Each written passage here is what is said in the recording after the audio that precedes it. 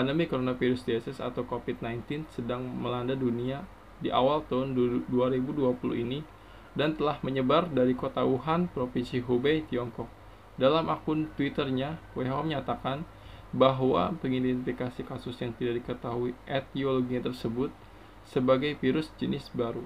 Penambahan jumlah COVID-19 berlangsung cukup cepat dan sudah terjadi penyebarannya antar negara, bahkan antar benua termasuk negara Indonesia.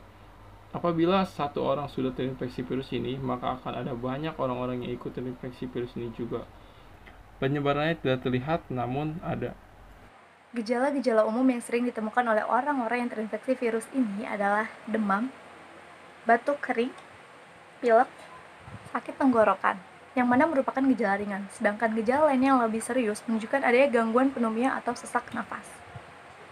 Berdasarkan gejala yang ditunjukkan, kita bisa melakukan pencegahan berupa pengecekan suhu tubuh, merubah kebiasaan kita ketika sedang batuk atau bersin dengan menggunakan siku tangan, mencuci tangan dengan sabun, menggunakan masker ketika berpergian keluar rumah, serta menerapkan hidup bersih dan sehat. Namun, pencegahan dengan melakukan pengecekan suhu tubuh dirasa kurang efektif karena tidak semua orang yang demam positif COVID-19 ini itu positif, dan juga ada resiko yang sangat tinggi yang diterima oleh para staf dan juga security yang melakukan pengecekan suhu tubuh secara dekat. Hal ini karena mereka melakukan pengecekan dengan jarak kurang dari 1 meter. Ini sangat berbahaya, teman-teman. Dalam beberapa kasus ada orang tanpa gejala, tapi orang tersebut positif COVID-19. Inilah yang berbahaya bagi kita. Kita tidak bisa mendeteksi sejak awal, tapi orang tersebut sudah menyebarkan virus COVID-19, di mana kita tahu penularan virus ini sangat singkat, sangat mudah, dan juga angka penyebaran virus ini merupakan bilangan eksponensial. Maka dari itu, untuk melakukan pencegahan sejak awal, ada teknologi berupa bilik disinfektan atau kita biasa sebut disinfektan chamber, dan ditambah dengan pengecekan suhu tubuh manusia. Hal ini dilakukan untuk mengupayakan manusia tersebut tidak membawa virus ke dalam ruangan yang berisi manusia yang cukup banyak. Namun, penggunaan disinfektan chamber ini masih menimbulkan pro dan kontra di kalangan masyarakat. Menurut WHO Indonesia, dalam akun Twitter resminya mengatakan, menyemprotkan bahan-bahan kimia seperti itu dapat membahayakan jika terkena pakaian ataupun selaput lendir. Contohnya adalah mata dan mulut. Bahan kimia yang dimaksud oleh WHO adalah alkohol dan juga klorin, yang umumnya terdapat dalam kandungan bahan cairan disinfektan. Menyemprotkan disinfektan ke tubuh manusia menurut keterangan WHO sebetulnya juga tidak bisa membunuh virus yang sudah masuk ke dalam tubuh.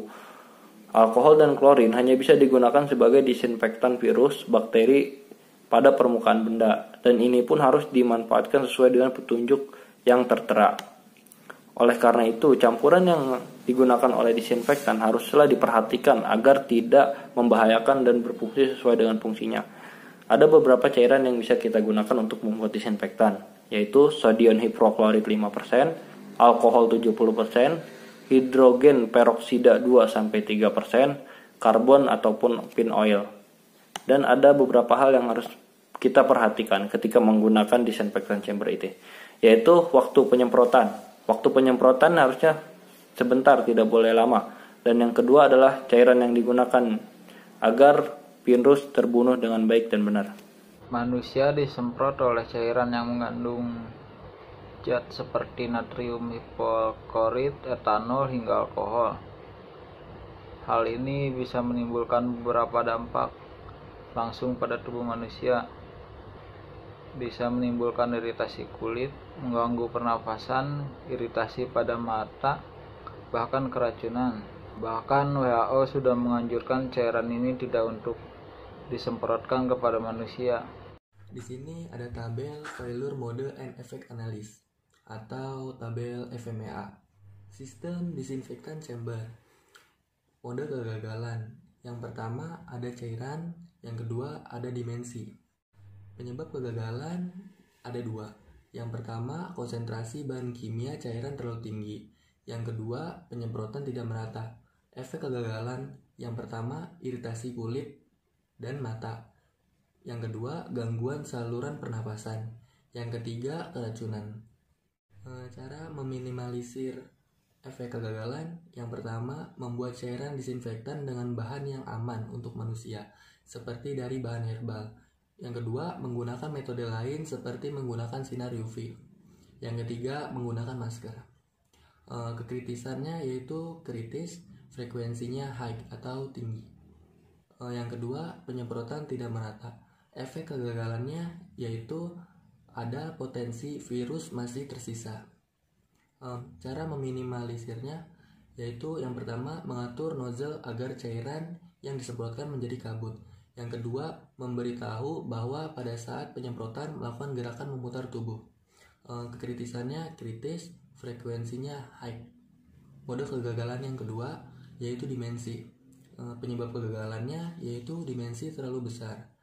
Efek kegagalannya yaitu mobilitas alat sulit. Cara meminimalisirnya yaitu membuat alat yang portable. Kekritisannya yaitu low, frekuensinya low atau rendah. Maka dari itu kami merekomendasikan cairan disinfektan yang dibuat dengan bahan alami, dengan memanfaatkan spiritus sendiri sebagai bahan utama, lalu air bersih dan minyak esensial seperti kayu manis, cengkeh, kayu putih, jeruk nipis. Untuk meraciknya cukup mudah. Siapkan setengah cangkir cuka putih yang sudah disuling, terus setengah gelas air, lalu 12 sampai 24 tetes minyak esensial seperti kemangi, kayu putih, kayu manis, cengkeh, dan jeruk nipis. Langkah selanjutnya, campurkan cuka, air, dan kombinasi minyak esensial tersebut. Cara kerja disinfektan alami ini adalah cuka putih dengan pH dan asam asetatnya yang rendah menghambat pertumbuhan mikroorganisme.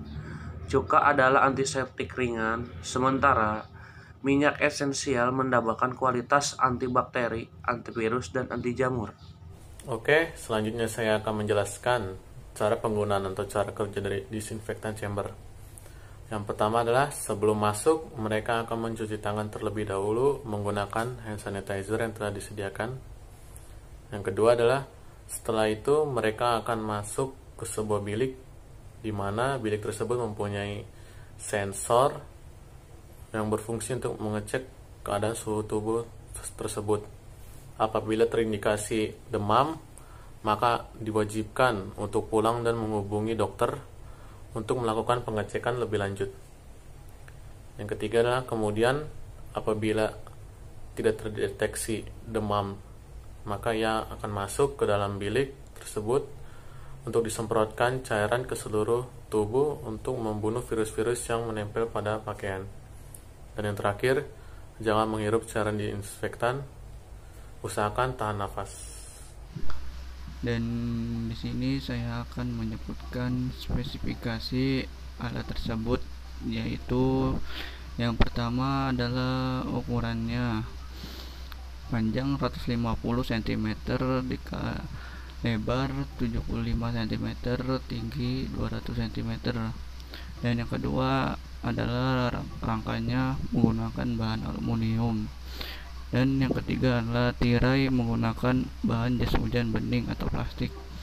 Dan yang keempat, atap menggunakan plastik fiber. Dan yang kelima, disinfektan chamber memiliki roda. Dan yang keenam adalah kapasitas cairan disinfektan adalah 10 liter. Dan yang ketujuh, disinfektan memiliki 4 buah nozzle. Dan yang kedelapan, menggunakan baterai untuk penggunaan selama 1 hari. Dan yang terakhir adalah memiliki sensor suhu tubuh dan sensor pada saat menyemprot cairan disinfektan.